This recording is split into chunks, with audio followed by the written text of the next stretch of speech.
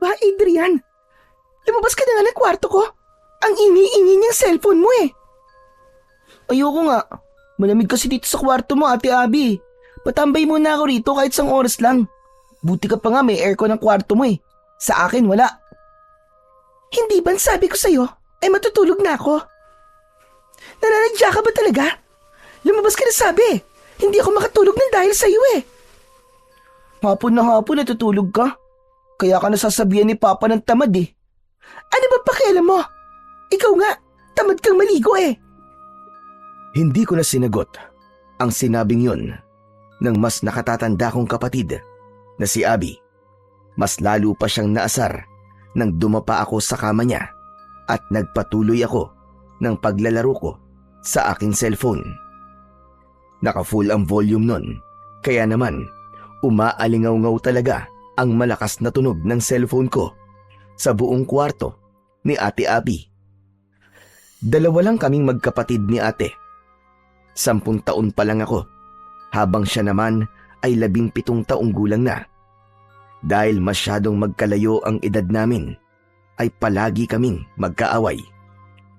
Ewan ko ba, pero paborito ko kasing asarin ang kapatid ko dahil mas mabilis siyang mapikon.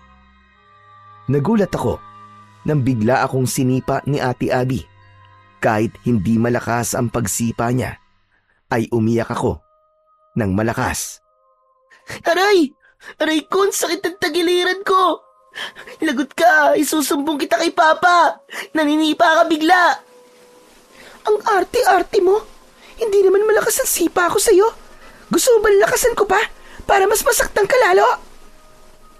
Papa, si Ate Abby oh! Sinipa ako! Hindi nagtagal ay bumukas ang pinto ng kwarto ni Ate Abby at pumasok ang tatay namin na si Dexter na galit na galit. Mas nilakasan ko ang pag-iyak ko para ako ang kampihan ni Papa.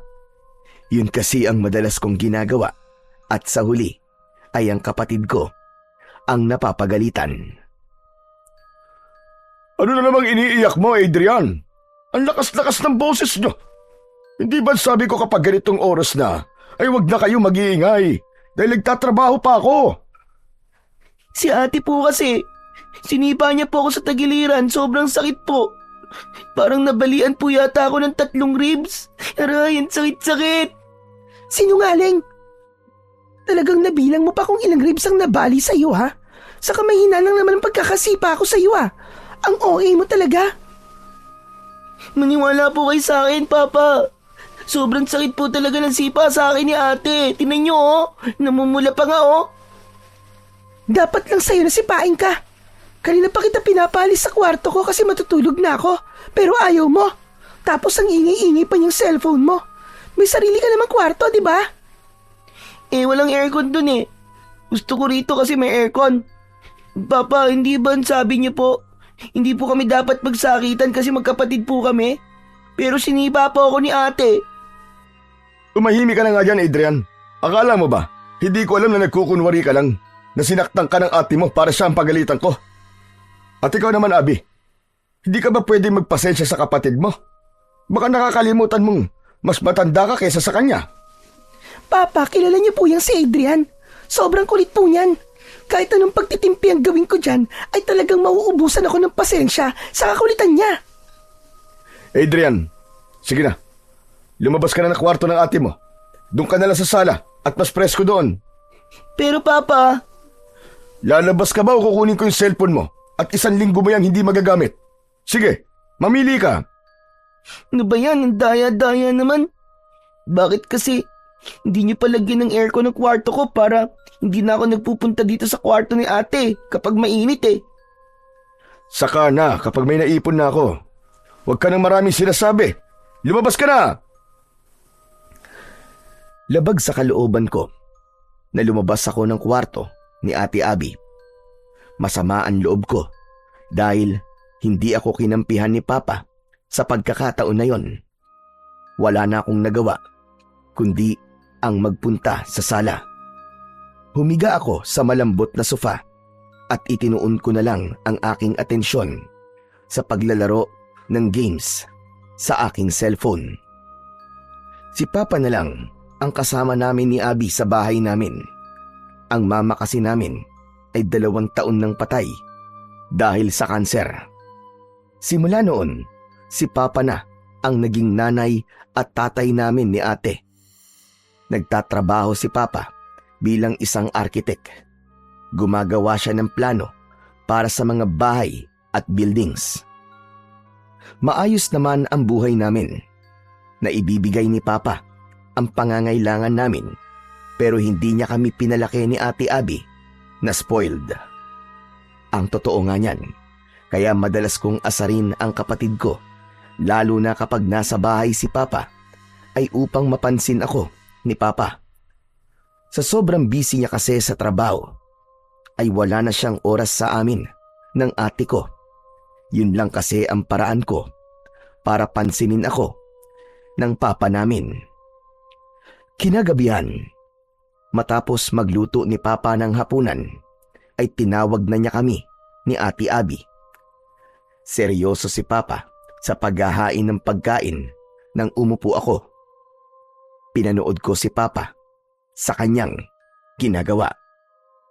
Papa, bakit hindi pa po kayo kumuha ng kasambay para meron na pong gumagawa ng mga gawaing bahay dito? Saka yung pagluluto po, para hindi na po kayo napapagod. Oo nga naman, Papa. Para after ng work mo, makakapagpahinga ka na. Wala ka nang iintindihan, di ba?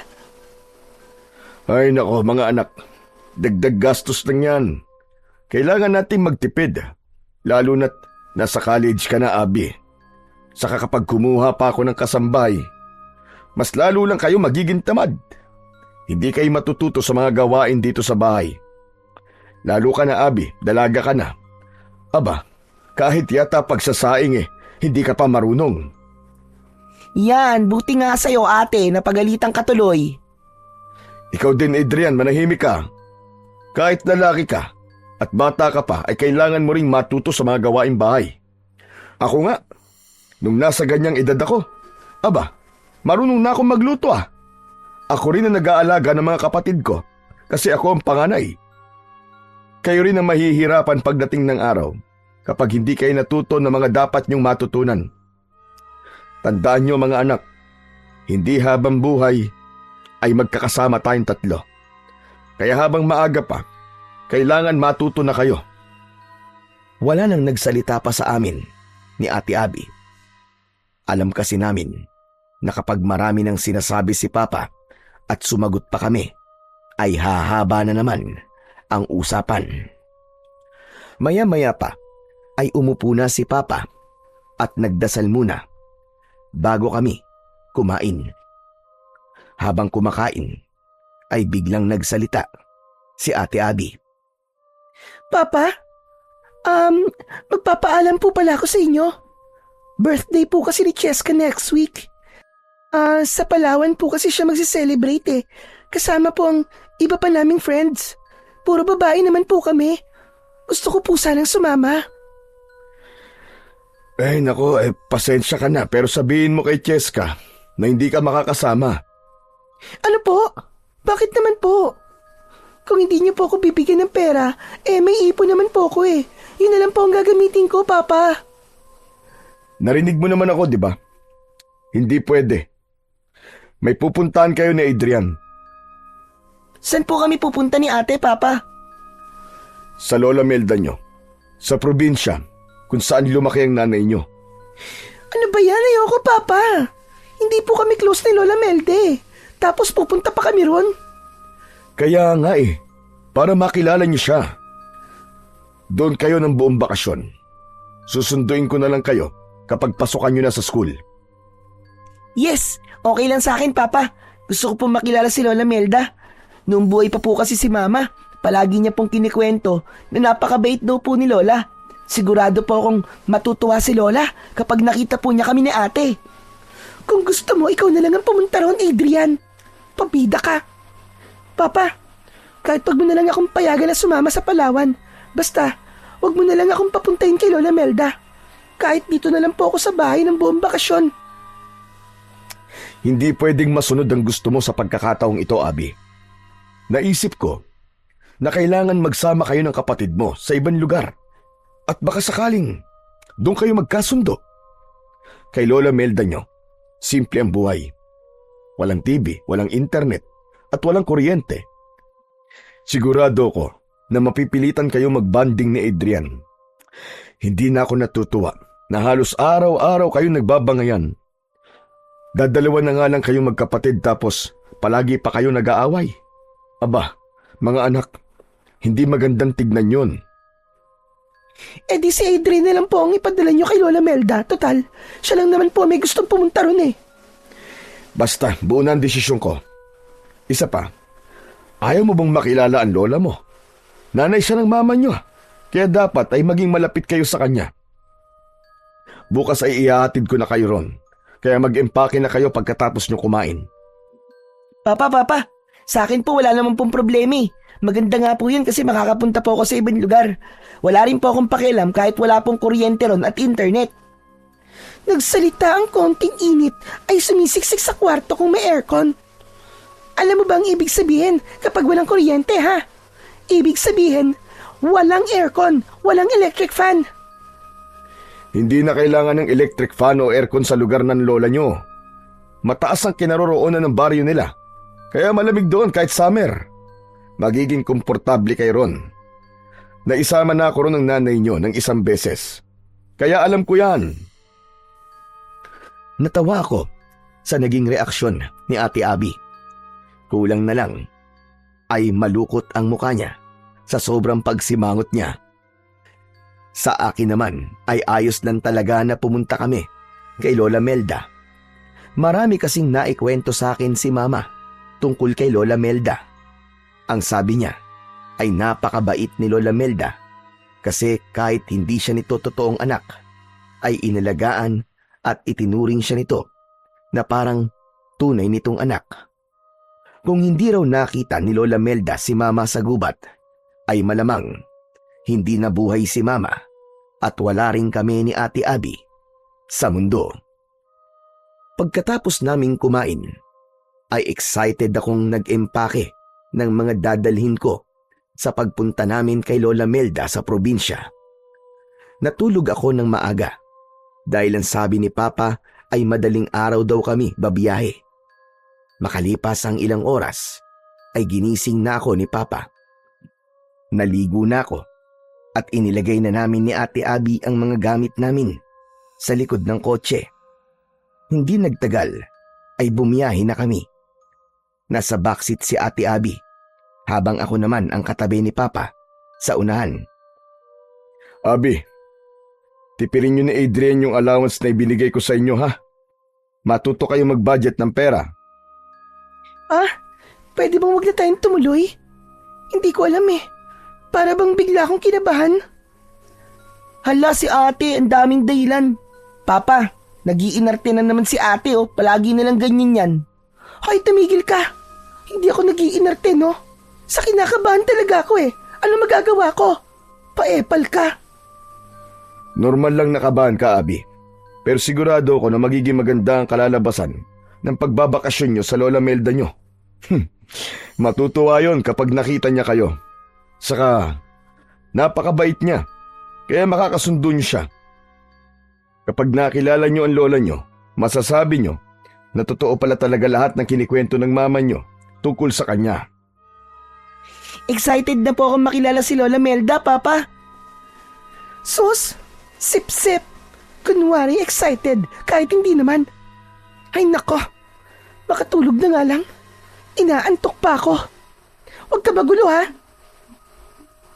Papa, ano po palang mga pwede pong gawin dun sa baryo ni Lola Melda? Meron ba rong magagandang pasyalan? Aba, meron. May talon doon na nasa loob ng gubat. Tapos napakalamig daw ng tubig. Magpasama kayo kay Lola Melda nyo pagdating nyo roon ng ate mo. Papa, hindi po ba pwedeng sumama rin po kayo ron sa amin? Hindi pwede anak may trabaho pa ako na kailangan tapusin. Saka, mas okay na hindi nyo ako kasama para matuto kayo magtulungan ng ate mo. Gaano po kami katagal doon, Papa? Siguro 1 buwan lang. Basta susunduin ko na lang kayo. Oh, baka inaantok ka pala ha. Pwede ka matulog muna at mahaba pang biyahe natin. Sige po, Papa. Iidlip na lang po muna ako. Umayos ako ng pagkakasandal at pumikit na ako. Hindi nagtagal ay nakatulog na ako habang si Papa naman ay patuloy lamang sa pagdadrive. Hindi ko alam kung gaano na ako katagal na tulog nang gisingin ako ni Papa. Aniya ay kakain daw muna kami. Bumaba kami at pumasok sa isang fast food restaurant. Pagkatapos naming kumain ay bumiyahe na ulit kami. Habang umaandar ang kotse ay nakatingin ako sa dinadaanan namin. Paunti ng paunti ang mga building na nakikita ko.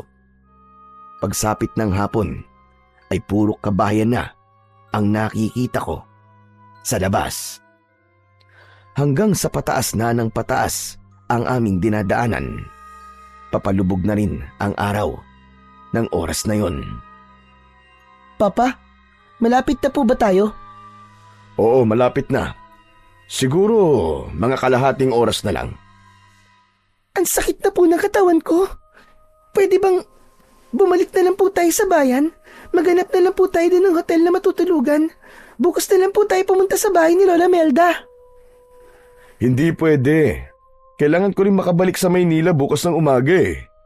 May importanteng meeting kami. Kaya pagkatid ko sa inyo sa lola nyo, aalis na rin ako kaagad. Makalipas nga ang kalahating oras ay pumasok na ang sasakyan namin sa isang liblib na baryo. Napakadilim at tahimik doon. Hanggang sa ihinto na ni Papa ang sasakyan sa tapat ng isang kubo. Oh mga anak, nandito na tayo. Yang kubo na nasa tapat natin ay ang bahay ng Lola Melda nyo. Hindi na ako bababa ah. At baka kapag nakita ko ng lola nyo mapakwento pa ako eh. Kailangan kong bumiyahe kagad pabalik. Papa, sasama na lang ako sa inyo pabalik, please. Ano ba naman, Abby? Napag-usapan na natin yan, di ba? Isipin mo na lang na para sa inyo to ni Adrian. Para magkasundo kayong dalawang magkapatid. Basta, huwag kayong magpapasaway sa lola nyo ha. Matanda na siya, kaya huwag niyo siyang bibigyan ng sakit ng ulo. Tumulong kayo sa mga gawaing bahay. O sige na, bumaba na kayo. Mag-iingat kayong dalawa ha. Oo nga pala. May isang box ng grocery sa likod. Dalhin nyo na rin yun para may pagkain kayo. Wala nang nagawa si Ate Abby, kundi ang bumaba ng kotse. Sumunod ako sa kanya at kinuha na namin ang mga gamit namin sa likod ng sasakyan, pati na ang box na sinasabi ni Papa. Pagkatapos magpaalam ni Papa sa amin, ay umandar na paalis ang kotse. Hindi muna kami umalis sa aming kinatatayuan dahil sinundan namin ng tingin ang papalayong sasakyan. Buisit ka! Kasalanan mo to eh! Kung di mo lang sana ako palaging inaasar, hindi tayo dadali ni Papa rito. Tignan mo, walang signal ang phone ko rito. Diyos ko, ano ba yan? Ang dami namin plano ng mga friends ko ngayong summer vacation. Tignan mo nga, walang mall dito. Paano ako mag-i-enjoy sa lugar na to? Huwag mo nga ako sinisisi dyan, ate. Saka huwag ka nang maarte. Kala mo naman, maganda ka. Ewan ko sa'yo, diyan ka na nga. Kailangan ko nang pumasok sa bahay ni Lola Melda dahil sobrang daming lamok dito sa labas. Naunang maglakad si Ate Abby papunta sa kubo. Sumunod ako sa kanya habang hila ko ang aking maleta. Ako ang kumatok sa pinto. Hindi nagtagal ay bumukas yun at isang matandang babae na may dalang lampara ang bumungad sa amin. Medyo maliit siya at may payat na pangangatawan. Puro puti na ang buhok niya na umaabot sa bewang niya. Alam ko na si Lola Melda yun dahil nakita ko na ang picture niya na nasa aming bahay. Sino kayo? At ano kailangan nyo sa akin? Lola Melda, ako po si Adrian at siya naman po si Ate Abby. Anak po kami ni Dexter at Maricel. Ano ka ba? Si Maricel? Kayo na nga ba yan? Ang aking mga apo? Opo, Lola Melda. Kami na nga po ito. Aba, ang lalaki nyo na. Huli ko kayong nakita ay ilang taon lang ang nakakaraan. Bata pa ang ate mo doon at ikaw naman ay sanggol pa. Lola Melda, pwede po bang sa loob na po tayo magkwentuhan? Pinapapak na po kasi ng mga lamok ang binti ko eh. Ay, pasensya na. O sige, pasok kayo. Pagpasensyahan nyo na at maliit lamang ang bahay ko. Tuluyan ng binuksan ni Lola Melda ang pinto. Pumasok na kami ni Ate Abby. Iniligay namin sa isang sulok ang aming mga dala at naupo kami sa nag-iisang papag na naroon. Nang ipatong ni Lola Melda ang lampara sa ibabaw ng lamesa, ay humila siya ng upuan at naupo siya sa harapan namin ng kapatid ko. Kumusta kayo? Nakatutuwa na ba at dinalaw niyo ako rito? Ang papa niyo, nasaan siya? Hinatid lang po niya kami rito, Lola. Umalis din po siya kagad. Kailangan po kasi niyang makabalik kagad sa Maynila bukas ng umaga kasi may trabaho pa po siya. Ay, gano'n pa. Aba, sayang naman. Sana ay nagpakita siya sa akin kahit sandali lang. Huwag po kayong mag-alala kasi kapag sinundo po kami rito ni Papa ay magkakausap din po kayo. Alam niyo ba, ang totoo ay nag-iipon ako ng pera para pamasahe ko papunta sa Maynila. Gusto ko sana kayong dalawin. Nang namatay kasi ang nanay niyo, ay hindi ako nakapunta dahil may sakit ako doon. Bukod sa gusto ko kayong makita, ay gusto ko rin sanang dalawin ang puntod ng nanay ninyo. E di sumama na lang po kayo pagbalik po namin sa Maynila, Lola, para hindi na po kayo magbayad ng pamasahe, di po ba? Kailan ba kayo susunduin ng papa ninyo? Ang sabi po kasi ni Papa baka 1 buwan daw po kami rito para daw po makilala ka namin ni ate. Nawala ang ngiti ni Lola Melda. Biglang naging seryoso ang mukha niya hanggang para na siyang natatakot. Isang buwan? Aba, 1 buwan kayong mananatili rito. Opo, Lola. Ito po kasing si Adrian. Palagi po akong inaaway at inaasar. Napuno na po si Papa sa pag-aaway namin. At ang naisip niya pong solusyon para magkasundo po kami ni Adrian ay dalhin po kami rito. Para raw makapag-banding kami ni Adrian. As if makikipag-banding ako dyan, no? Mas gugustuhin ko pa nakausapin ng mga ibon at manok dito kesa dyan sa kapatid ko. Hindi rin naman kita gustong kausapin, ate. Parehas lang tayo ng nararamdaman. Talaga? Sandali lang. Huwag kayo mag-away. At isa pa, hindi kayo maaaring magtagal dito. Kailangan ninyong umalis kagad. Ang akala ko naman ilang araw lang kayo rito. Hindi ko alam na 1 buwan kayong mananatili dito sa akin bahay. Teka, may telepono ba kayo? Baka pwede niyong tawagan ng inyong tatay at sabihin na sunduin na kayo kagad ngayon. Hala, bakit Lola? Ayaw niyo po ba kaming makasama ng matagal? Hindi naman sa ganun na po. Ang totoo niyan ay gustong-gusto kayong makasama na matagal. Pero hindi sa lugar na ito. Hindi kayo maaaring magtagal dito. Abi, ilabas mo na ang inyong telepono at tawagan mo kagad ang tatay mo. Lola, simula po nang dumating kami rito ay wala na pong signal ang cellphone ko. Ano ka ba? Signal? Signal po. Kailangan po ng signal para makatawag po ako kay Papa. Kaya hindi ko po siya matatawagan. Tumayo si Lola Melda at naglakad-lakad siya na para siyang hindi mapaanak na pusa. Nagkatinginan kami ni Ate Abby. Nagtaka ko sa ikinikilos ni Lola. Hindi ko maintindihan ang sinabi niya na gusto niya kaming makasama ng matagal pero hindi sa lugar na yon.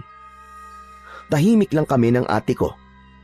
Maya-maya pa ay tumigil na sa paglalakad si Lola Melda.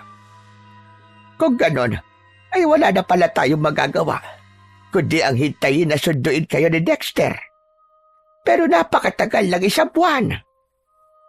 May magiging problema po ba kung magtatagal po kami rito, Lola? Malaki. Malaki ang magiging problema. Kung gusto niyo po, aalis na po kami bukas. May pera pong ibinigay si Papa sa akin. Yun po ang gagamitin namin ni Adrian na pamasahe pabalik sa Maynila. Wala sasakyan na pumapasok dito para magatid palabas ng lugar na ito. Kung maglalakad naman kayo, ay hindi rin maaari dahil aabutin kayo na napakahabang oras. Sa tingin ko, ay wala na tayong magagawa kung di manatili kayo rito hanggang sa sunduin kayo ng tatay nyo. Pero bukas na tayo mag-usap. Alam kong pagod kayo sa inyong naging biyahe. Diyan na kayo matulog sa papag. Ako naman ay dito na lamang sa mahabang upuan. Medyo inaantok na nga po ako. Pero ayos lang po ba kayo dyan sa upuan, Lola? Oo naman. Maliit naman ako kaya kasya ako dyan.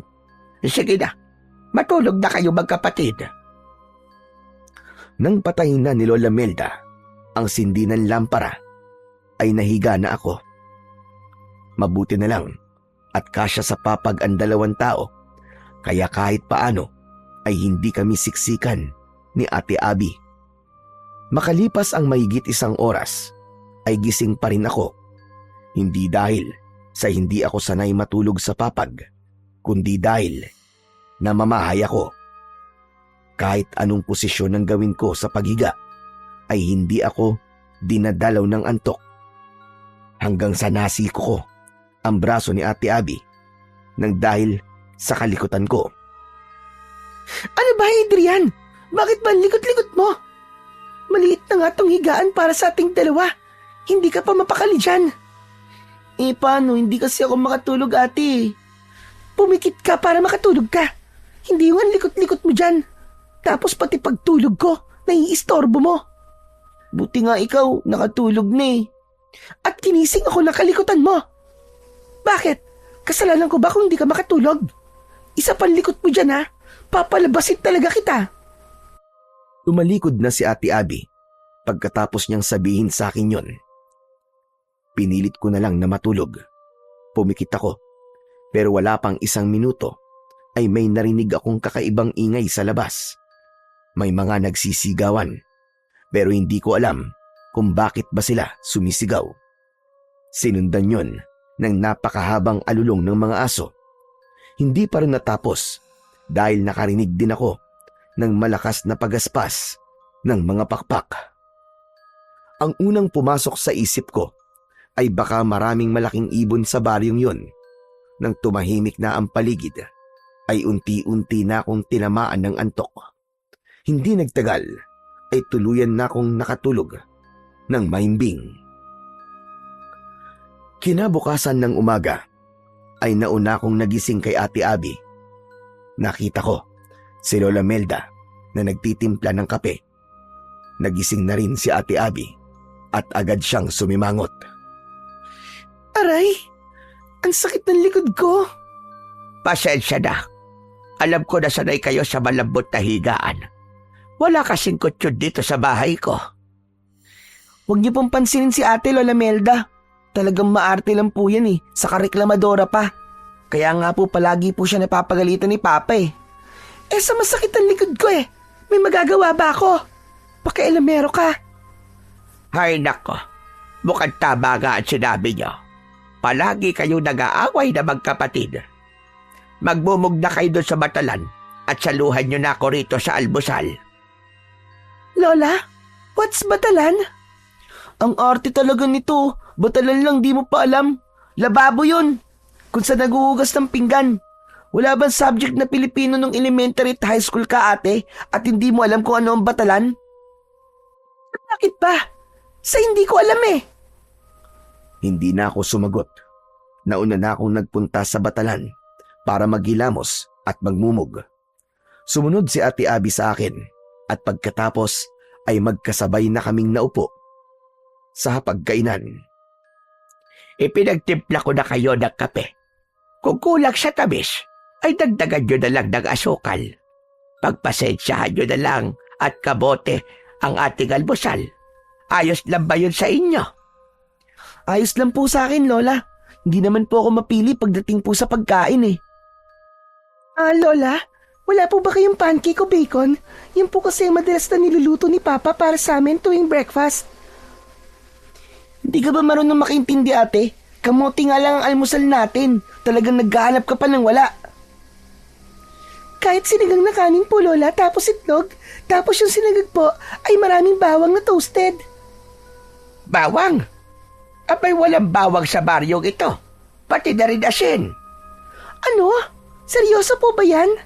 May lugar po bang walang bawang at asin? Meron. Dito sa lugar na ito ay ipinagbabawal ang bawang at asin. Bakit po, Lola? Ano po bang meron sa bawang at asin? At ipinagbabawal po yun dito. Huwag kayong magtanong. Kumain na muna tayo at lalamig na ang kape nyo. Hindi na ako nagsalita at kumuha na ako ng isang kamote. Binalatan ko yon, saka ko kinain. Pero habang kumakain ako, ay hindi naalis sa akin ang pagtataka kung bakit walang bawang at asin sa baryo ni na Lola Melda.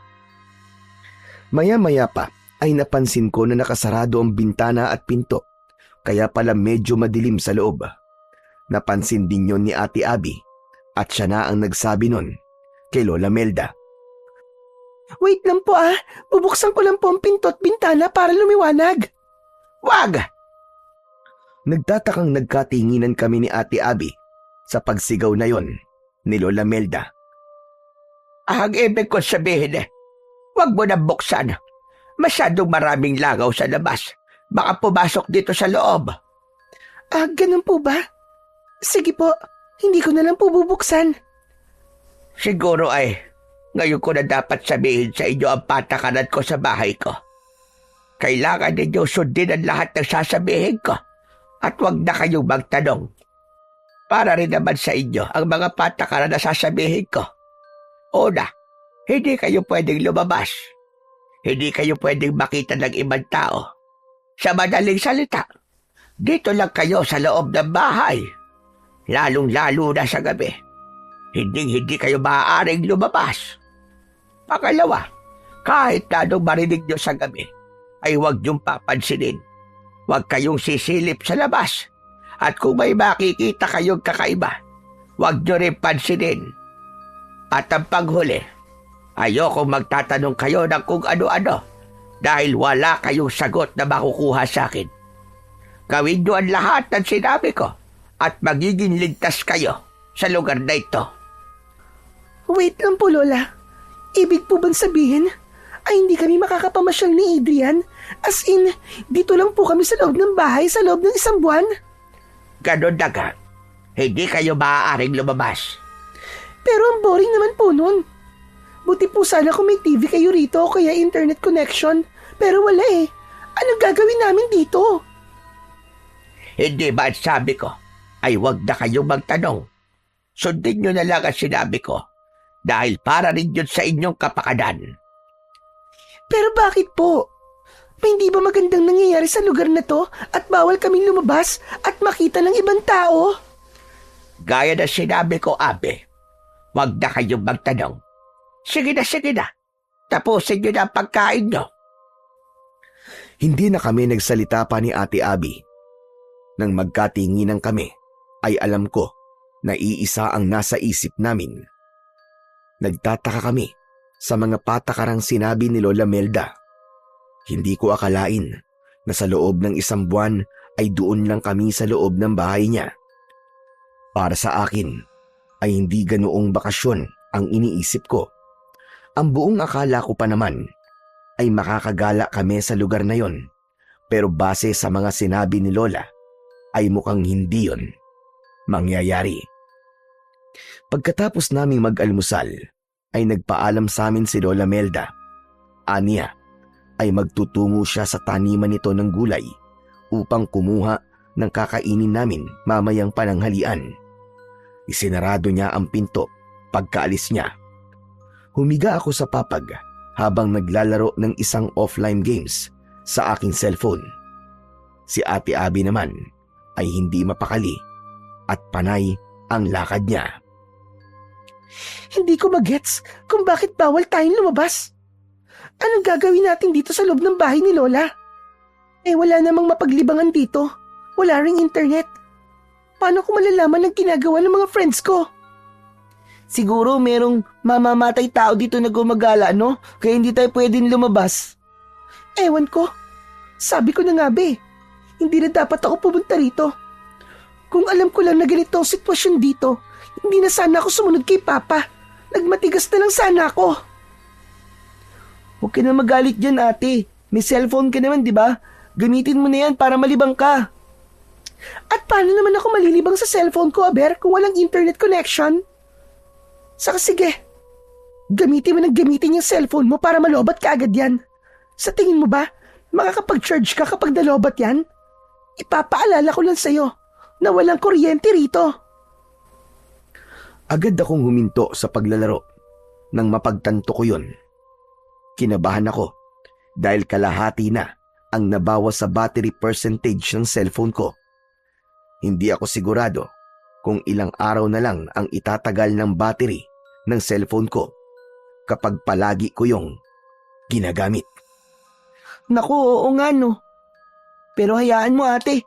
Kakausapin ko si Lola Melda. Sasabihin ko sa kanya na baka pwede tayong lumabas kahit sa likod lang tayo ng bahay niya. Hindi naman siguro tayo makikita ron ng mga tao, di ba? Isa pa yan sa hindi ko maintindihan kung bakit hindi tayo pwedeng makita ng ibang tao. Walang sense yung mga patakaran niya. Tama ka dyan, ate. Saka, nagtataka rin ako kung bakit biglang nagbago ang mood ni Lola nang malaman niya na 1 buwan tayo rito, di ba? Kasalanan mo to Dapat kasi, hindi ka pumayag na sabihin ni Papa na dadali niya tayo rito. Masyado ka kasi pabibo kay Papa Kung sumang-ayon ka lang sana sa akin at dalawa tayong tumutol sa gusto ni Papa, baka mas nakinig siya sa atin. Hindi ko naman kasi alam na ganito ang mangyayari, ate. Sa totoo lang, okay lang sa akin na walang internet at kuryente.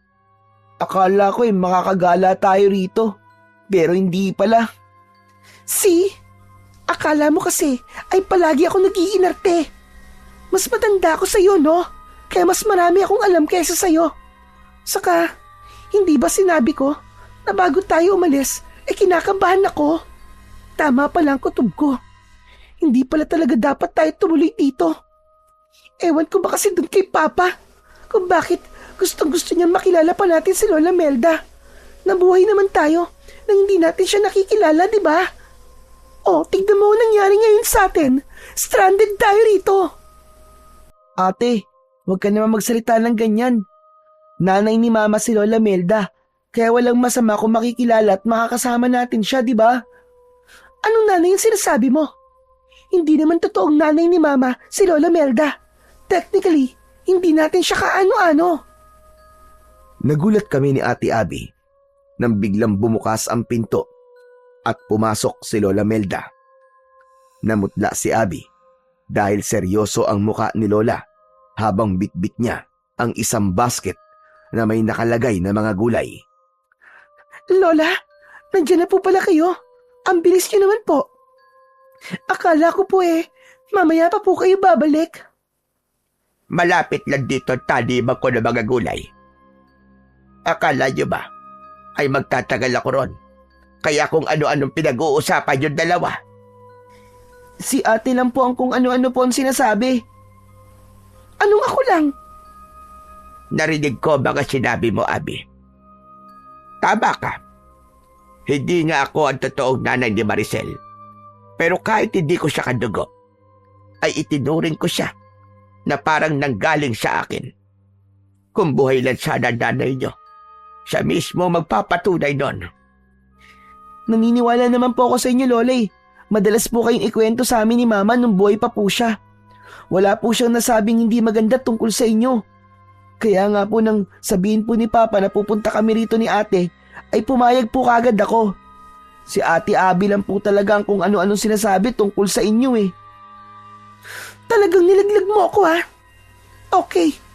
Naniniwala naman po ako mabait kayo, Lola.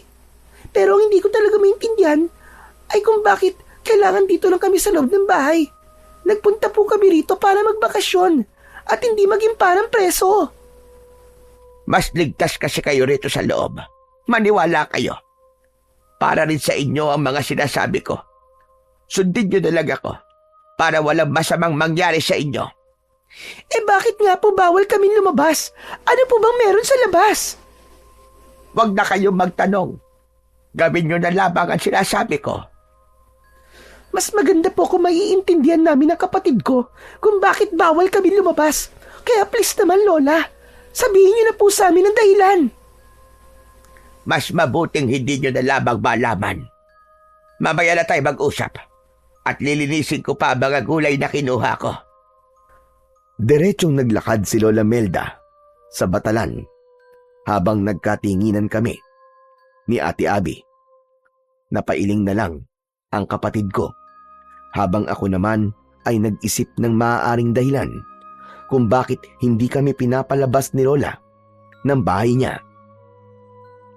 Sa unang 2 araw namin sa bahay ni Lola Melda ay palagi kaming nasa loob ng bahay.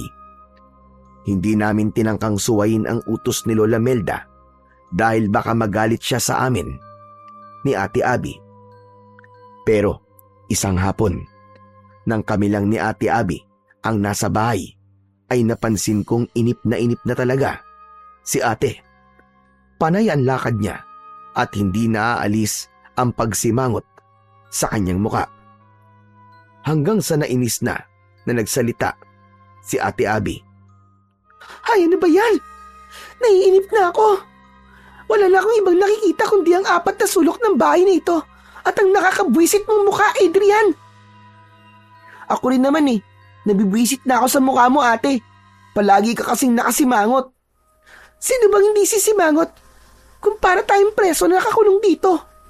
Hindi ko na kaya. Lalabas na talaga ako. Kailangan ko maglakad-lakad. Kailangan ko makasagap ng sariwang hangin. Hindi ka pwedeng lumabas, ate. Baka mamaya mapagalitan ka ni Lola. Wala akong pakialam. Saka saglit lang naman ako eh. Babalik agad ako bago pa bumalik si Lola Melda. Hindi ba naroon siya sa taniman niya ng gulay? For sure, matatagalan siya bago makabalik. Naku, bahala ka nga sa buhay mo, Ate Abby. Basta kapag nalaman ni Lola na lumabas ka at napagalitan ka, huwag mong sasabihin hindi kita pinigilan, ha? Whatever. Wala rin akong pakialam kahit pagalitan ako ni Lola. Diyan ka na nga. Visit ka.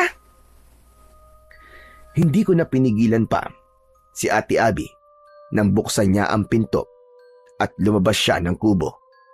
Hindi man lang niya isinarado ang pinto. Lumapit ako ron para isarado. Pero nang isasarado ko na sana ang pinto, ay may nakita kong isang batang lalaki na may dalang saranggola na tumatakbo. Nakakaingit naman yung batang yun. Mabuti pa siya nakakapaglaro. Bakit kasi ayaw kaming palabasin ni Lola eh? Yung bata nga na yun nasa labas. Mukhang hindi naman delikado sa labas eh. Habang sinusundan ko ng tingin yung batang may dalang saranggola, ay mas tumindi ang inggit ko sa kanya.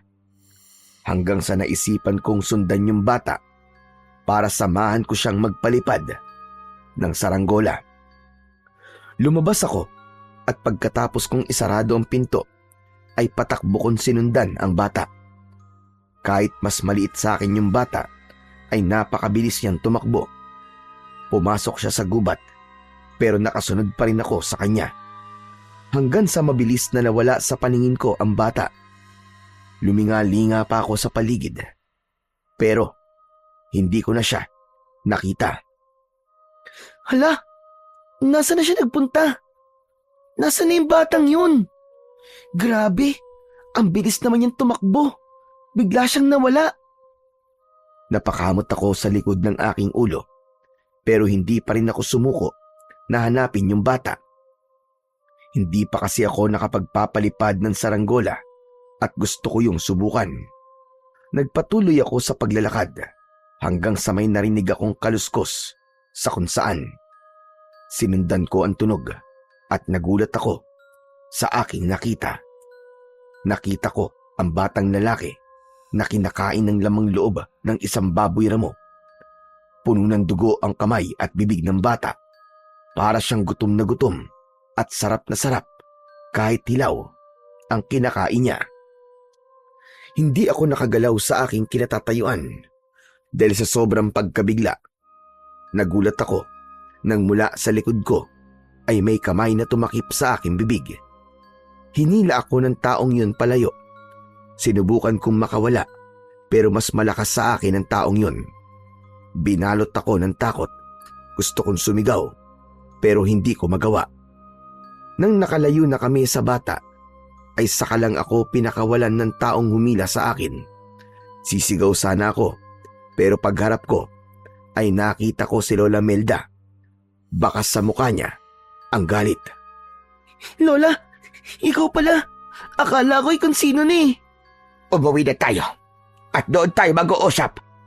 Pero Lola, yung bata po. Yung bata. Hindi ka ba talaga marunong makinig? At sabi ko ay sa bahay na tayo mag-uusap. Nauna nang naglakad si Lola Melda at wala na akong nagawa kundi ang sumunod sa kanya. Napansin ko na nagmamadali ang lola ko sa paglalakad at halos hindi ko siya masabayan. Pagdating namin sa bahay ay naroon na si Ate Abby at kumakain siya ng suman. Buti naman at nakita mo siya, Lola. Salamat naman at ligtas ang kapatid ko. Adrian, hindi ba't sabi ko sa iyo ay hindi kayo pwedeng lumabas? Ganun ba kahirap ang pinapagawa ko sa inyong magkapatid? Kasi po Lola, nakita ko po yung bata na nagpapalipad po ng saranggola.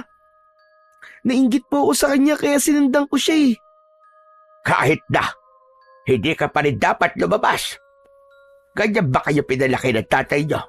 Hindi kayo marunong sumunod sa sinasabi na mas nakatatanda sa inyo? Sorry na po Lola. Pero bakit ako lang po ang pinapagalitan nyo? Lumabas din naman po si Ate Abby ah. Hoy, huwag kang sinungaling. Hindi ako lumabas, no? Di ba, Lola? Nang dumating po kayo dito, nandito po ako. May pasalubong pa nga po kayong suman eh.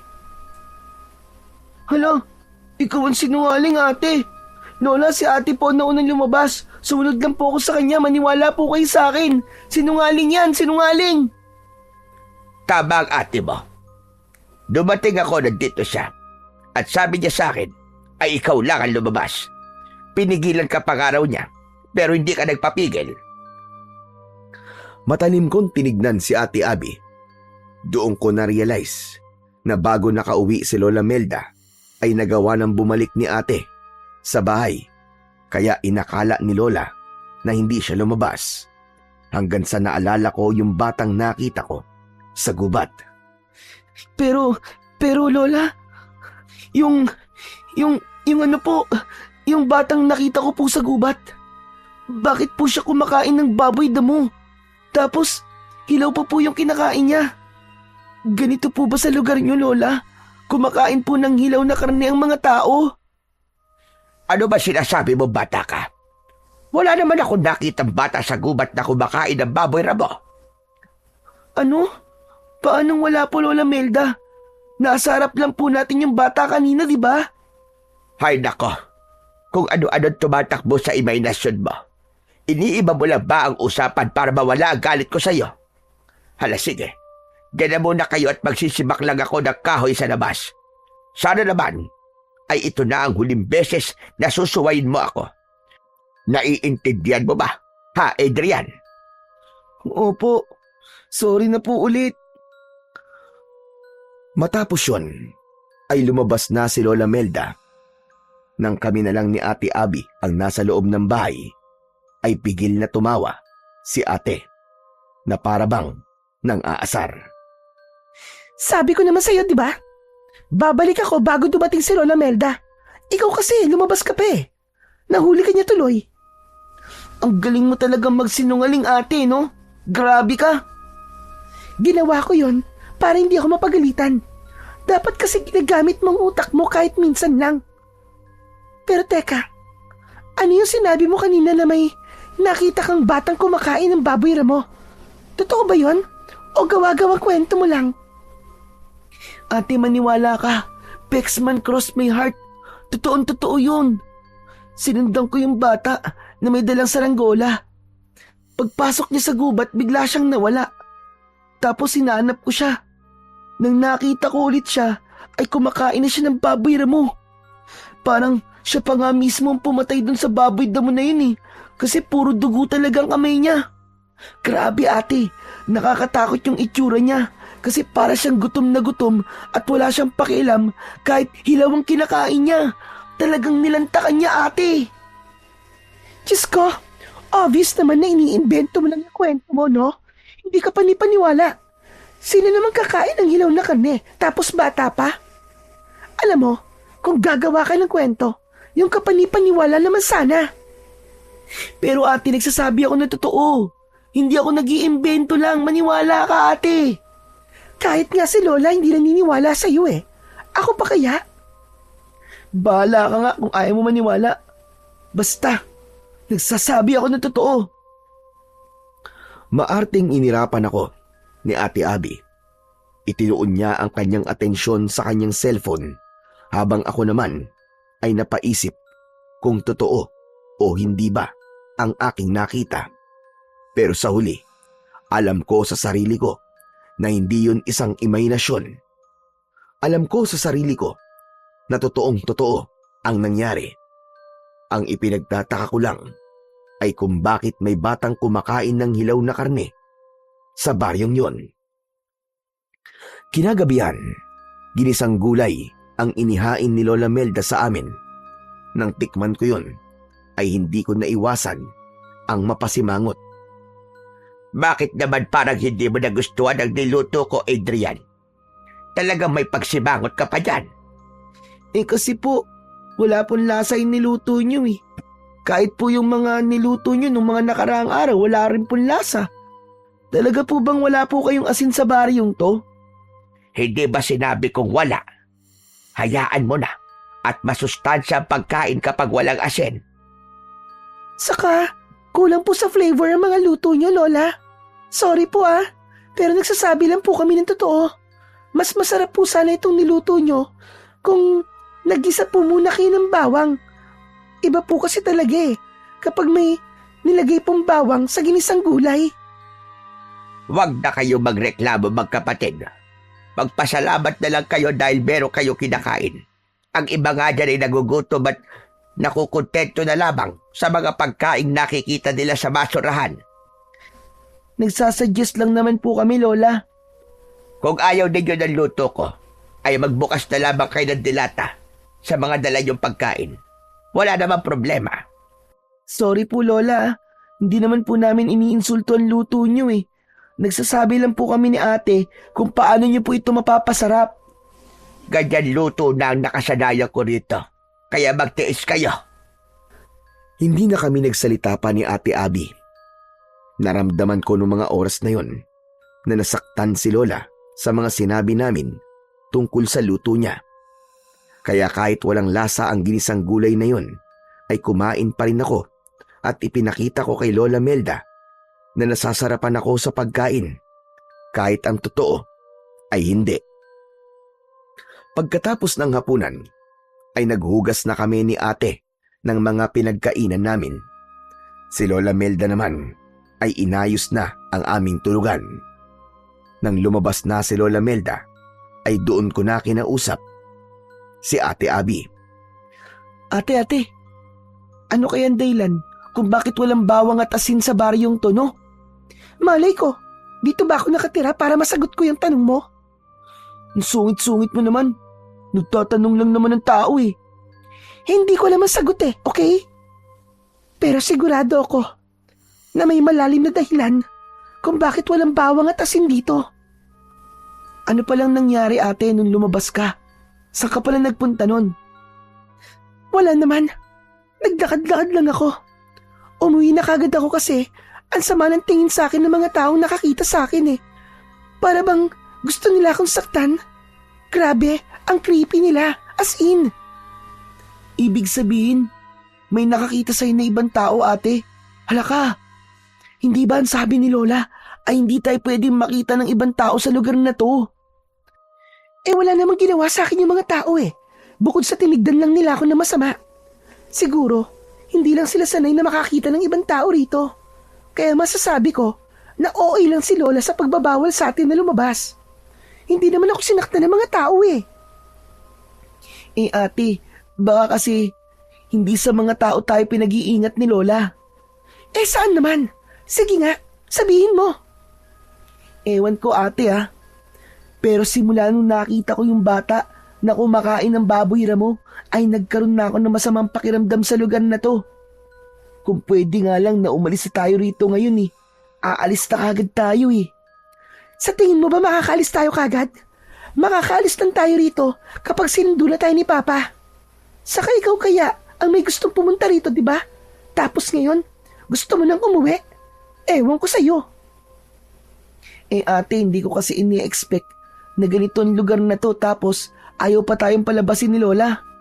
Akala ko kasi ay kagaya ito ng mga probinsyang napapanood ko sa TV. Yung bang maraming batang naglalaro sa labas, tapos pwede akong sumali sa kanila, maglalaro ng tagu-taguan, ng tumbang preso. Yung maraming pwedeng puntahan, gaya ng dagat o kaya bundok. Kahit nga yung talon na sinasabi ni Papa na nasa loob ng gubat, hindi pa natin napupuntahan kasi nga bawal tayong lumabas Naputol ang pag-uusap namin ni Ate Abby nang pumasok na si Lola Melda. Hindi kasi niya pwedeng marinig ang pinag-uusapan namin ni ate dahil baka kung ano pa ang isipin niya at magalit na naman siya sa amin. Mabait naman si Lola Melda pero parang napakarami niyang hindi sinasabi sa amin ng kapatid ko. Nang sumapit na ang 9:00 ng gabi ay humiga na kami. Hindi nagtagal ay nakatulog na kami ni Ate Abby. Makalipas ang ilang oras ay nagising ako dahil kailangan kong gumamit ng banyo. Kinapa ko ang posporo sa lamesa at sinindihan ko ang lampara. Dinala ko ang lampara sa banyo at nang natapos na akong umihi ay naglakad na ako pabalik sa papag. Sandali akong natigilan nang makita kong wala si Lola Melda sa mahabang upuan kung saan siya natutulog. Hindi ko alam, pero bigla akong kinabahan ng mga sandaling yon. Ganun pa man, inisip ko na lang na baka lumabas lang siya para magpahangin. Pinatay ko na ang sindi ng lampara at bumalik na ako sa pagkakahiga. Pero nahirapan akong makatulog.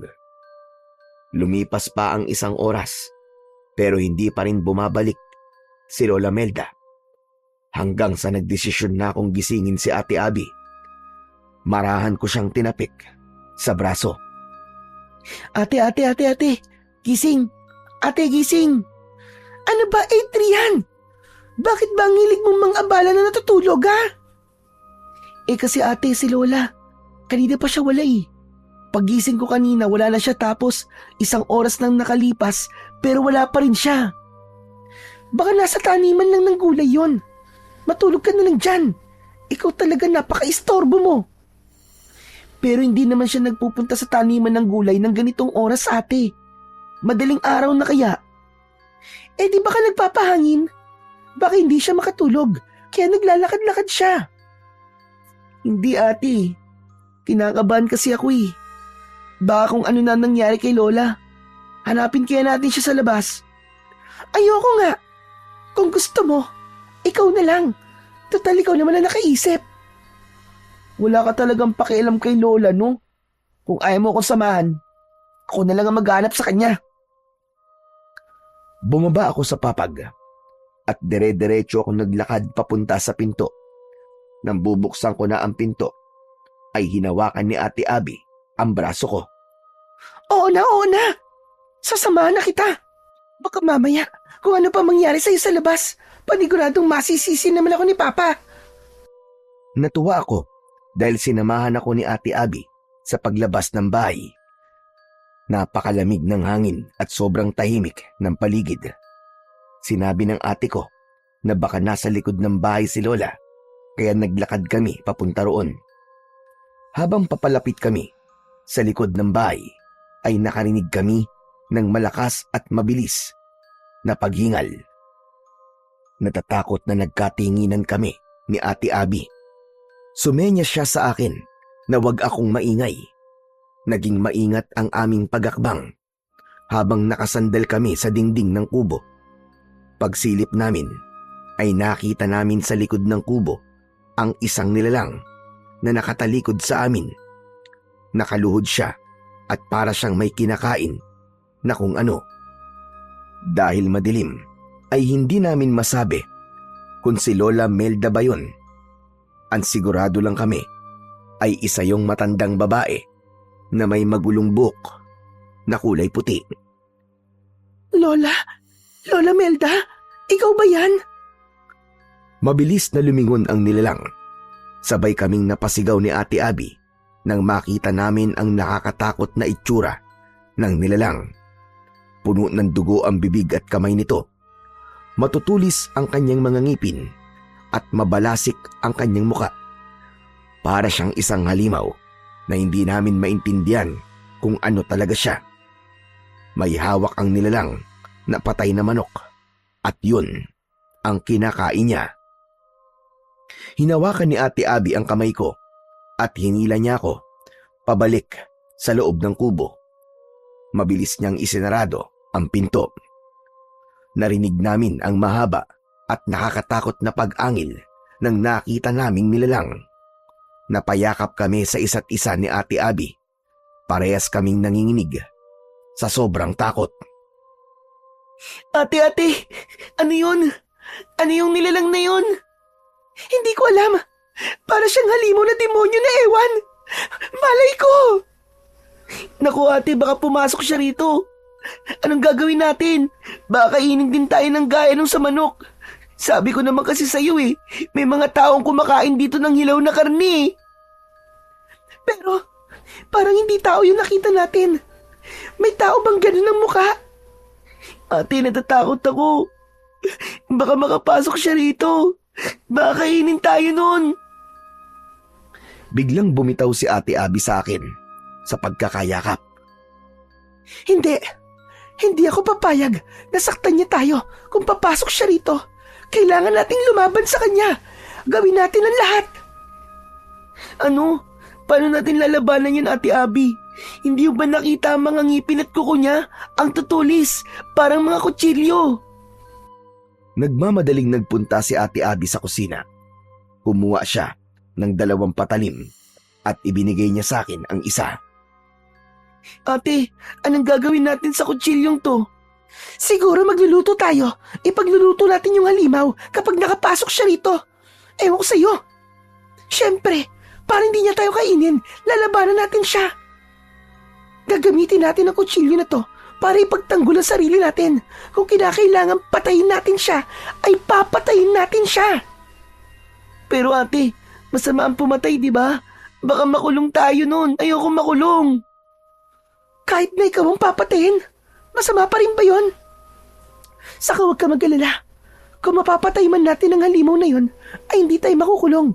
Dahil ipagtatanggol lang natin ang ating sarili. Self-defense ang tawag doon. Kaya lakasan mo ang loob mo, Adrian. Kailangan mong maging matapang. Naunang pumwesto si Ate Abby sa harapan ng pinto. Tumabi ako sa kanya. Nanginginig pa rin ako nang dahil sa sobrang takot. Kahit malamig, ay tagaktak ang pawis sa aking muka. Maya-maya pa ay nakarinig kami ng yabag ng paa sa labas. Palapit yon ng palapit sa pinto. Tumigil ang yabag sa harap ng pinto, kaya maigpit kong hinawakan ng kutsilyo. Tinignan ko si Ate Abby. Hindi niya inaalis ang tingin sa pinto at nakatutok doon ang kutsilyong hawak niya. Hanggang sa bumukas ang pinto, sabay kaming napasigaw ni ate sa sobrang takot at gulat. Hoy! Ano't sumisigaw kayong dalawa? Ako ito! Sa sobrang tuwa ko na makitang ligtas si Lola Melda, ay tumakbo ko sa kanya at mahigpit ko siyang niyakap. Lola, buti na lang at buhay pa po kayo. Akala ko po kung ano na po nangyari sa inyo At bakit naman ganyan na sinasabi mong bata ka? Ano bang iniisip mo? Na mamamatay ako? Kasi po, nagising po si Adrian na wala kayo. Kaya po lumabas kami para hanapin kayo. Tapos Lola, may nakita po kaming parang halimaw sa likod ng bahay niyo. Nakakatakot po ang itsura niya. Para po siyang tao, pero sigurado po kami na hindi po siya tao. Ano ba sinasabi mo, Abi? At hindi kita maintindihan. At bakit kayo may hawak na kutsilyo? Natatakot po kasi kami, Lola Melda. Akala namin ipapasok dito yung halimaw na yun eh. Kaya ang sabi po ni ate, kailangan daw ipagtanggol namin ang aming sarili. Ay, nako. Kayo talagang magkapatid. Kung ano-ano na lamang ang nakikita nyo. Napakalakas talaga ng imahinasyon yung dalawa. Hindi po yun imagination, Lola. Nakita po talaga namin yung halimaw. Totoo po. Kumakain pa nga po siya ng manok eh. Nagsasabi po kami ng totoo, Lola Melda. Maniwala naman po kayo sa amin. Sigurado ako, nakakagising nyo lang nang nakita nyo at sinasabi nyong halimaw. Minsan kasi, kapag bagong gising ang isang tao, ay kung ano-ano ang nakikita niya. Hala, sige na. Ang mabuti pa ay bumalik na kayo sa pagtulog. Sige na, sige na. Pero Lola Melda, Adrian, ayaw nyo naman siguro na magalit ako, hindi ba? Sundin nyo na lang ako. Sige na, matulog na kayo uli. Bagsak ang balikat na bumalik ako sa papag para humiga. Isinarado na ni Lola Melda ang pinto at ibinalik niya ang mga kutsilyo sa kusina. Nang tumabi na si Ate Abby sa akin, ay pinilit kong matulog. Pero hindi ko magawa. Nasa isip ko pa rin kasi ang itsura nung nakakatakot na halimaw na nakita namin kanina. Natakot ako na baka hanggang sa panaginip ay makita ko siya. Pagsapit ng umaga, pagkatapos naming kumain ng almusal, ay umalis si Lola Melda para pumunta sa kanyang taniman. Kaya nagkaroon kami ng pagkakataon ni Ate Abby na mag-usap ng kaming dalawa lang. ate, sa tingin mo ba, ay imagination lang natin yung nakita nating halimaw kagabi? Ano ka ba, Adrian? Imposibleng imagination lang natin yun. Dalawa tayo nakakita eh. Pero kung ako, o kaya ay ikaw lang ang nakakita, posibleng imagination lang yun. Alam mo, nagtataka na talaga ako kay Lola. Parang palagi niya sinasabing hindi totoo ang mga kakaibang bagay na nakikita natin sa lugar na ito. Kaya nga ate, parang may mga hindi talaga sinasabi sa atin si Lola. Ano kaya yun? Doon pa lang sa walang bawang at asin sa lugar na ito ay nakapagtataka na talaga. Sana naman ay sunduin na tayo rito ni Papa. Pakiramdam ko, hindi na tayo ligtas dito. Bakit pa kasi tayo dinala dito ni Papa eh? Hindi niya siguro alam ang mga kakaibang nangyayari rito. Kasi kung alam niya lang malamang, hindi niya tayo dadalhin dito. Matapos namin mag-usap ni Ate Abby, ay nagpaalam siya sa akin na maliligo siya. Ako naman ay kinuha ko ang aking cellphone na malapit ng malobat. Ilang araw na kasi kami roon at dahil sa walang kuryente ay hindi kami makapag-charge ng mga gadget namin.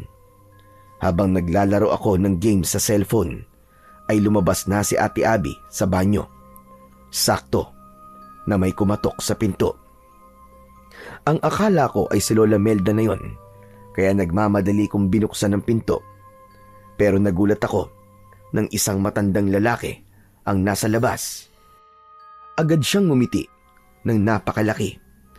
Kahit nakangiti siya, ay may takot akong naramdaman sa kanya. Matangkad ang matandang yon, at kahit may edad, ay masasabi ko na matikas pa rin ang tindig niya. Lumapit si Ate Abby sa akin at maging siya ay nagulat sa matandang lalaki. Mawalang galang na po. Sino po kayo? Ano pong kailangan nyo? Nandito ba si Melda? Kailangan kasi namin mag-usap. Wala po siya eh. Nandun po siya sa taniman niya ng mga gulay. Pwede niyo pong doon na lang puntahan si Lola. Lola, ibig sabihin apo kayo ni Melda. Opo. Apo niya kayo.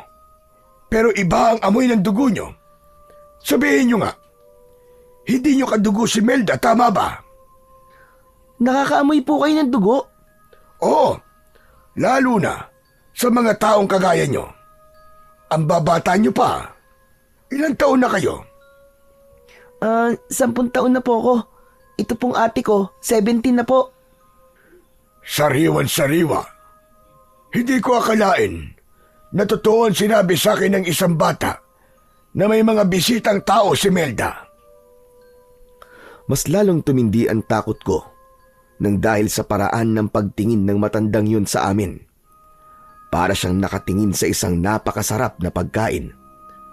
Bagyapan ng laki ang kanyang mga mata. Alam ko na parehas kami ng nararamdaman ni Ate Abby dahil iniharang niya ang sarili niya sa unahan ko na para bang pinoprotektahan niya ako. Hindi po ba sinabi ko nang wala po rito si Lola? Nandun po siya sa taniman ng gulay. Kung importante po ang dahilan kung bakit niyo po siya gustong makausap, puntahan niyo na lang po siya roon. Magsasalita pa sana ang matandang lalaki nang biglang dumating si Lola Melda. Malalaki ang mga akbang na lumapit siya sa amin at bahagya niyang itinulak ang matandang lalaki. Lubayan mo, mga apo ko, Alberto! Alam ko, nasa utak mo! Bakit naman hindi mo sinabi? Nabibisita ka mga tao. Mabuti na lang at may nakapagsabi sa akin. At sino namang makatigdila ang nagsabi sa iyo? Yung batang nakita ng apo mong lalaki sa gubat. Siyang nagsabi sa akin. Batang-bata pa mga apo mo, Melda. Bakit hindi mo sila ibahagi sa akin? Nakakasawa ng mga hayop sa gubat. Matagal-tagal na rin. Simula nung huling beses na... Tama na, Alberto. Hindi mo sila pwede galawin dahil sila ay aking mga apo. Nandito sila para makasama ko kaya wag mong gawing hindi maganda ang pananatili nila rito.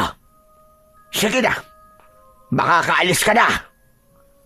Masyado kang madamot, Melda. Pakiramdam ko tuloy ay hindi ka nakabilang sa amin. Ikaw ang parang hindi kabilang sa amin dahil masyado kang hayok. Subukan mo lang na may gawing hindi maganda dahil ako makakalaban mo. Umalis ka na, Alberto! At huwag ka na babalik dito! Hindi ko may papangakong hindi na ako babalik, Melda. Hindi ko may papangako. Nakakatakot nang umisi ang matandang lalaki na tinawag ni Lola sa pangalang Alberto. Sinulyapan pa niya kami ni Ate Abby bago siya tuluyang naglakad palayo. Nang wala na si Alberto, ay pumasok na si Lola Melda at agad niyang isinarado ang pinto. Ramdam na ramdam ko ang labis na tensyon niya dahil habol niya ang kanyang paghinga. Bakit niyo pinagbuksan ng pinto si Alberto? Bakit? Naku, sorry po Lola. Akala ko po kasi kayo po yun eh. Kumatok lang po kasi siya at hindi po nagsalita. Lola, bakit parang takot na takot po kayo? Sino po ba ang Alberto na yon? Hindi niyo na kailangan malaman pa. Huwag na kayo magtanong. Basta, huwag na huwag kayo lalabas ng bahay ko kahit na anong mangyari. Nagkakaintindihan ba tayo? Lola, sa tingin ko po, kailangan niyo na po sabihin sa amin kung ano ba talaga ang nangyayari. Pasensya na po. Pero, ramdam po namin ni Adrian na may itinatago po kayo sa amin.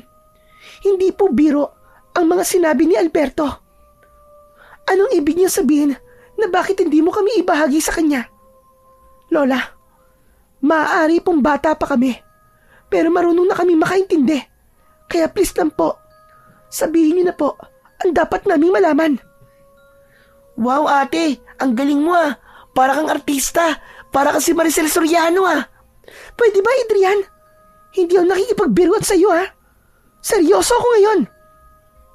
Tama ka. Tama ka, Abby.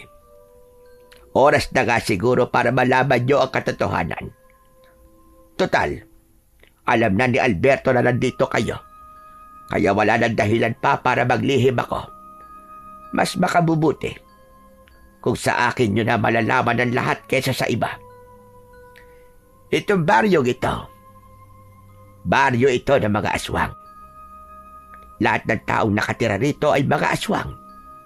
Kaya wala ritong bawang at asin.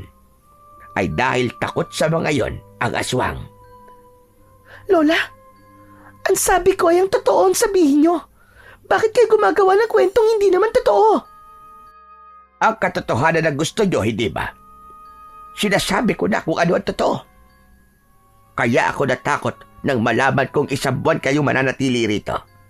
Ay dahil alam kong mahihirapan akong itago kayo sa mga aswang na kagaya ni Alberto.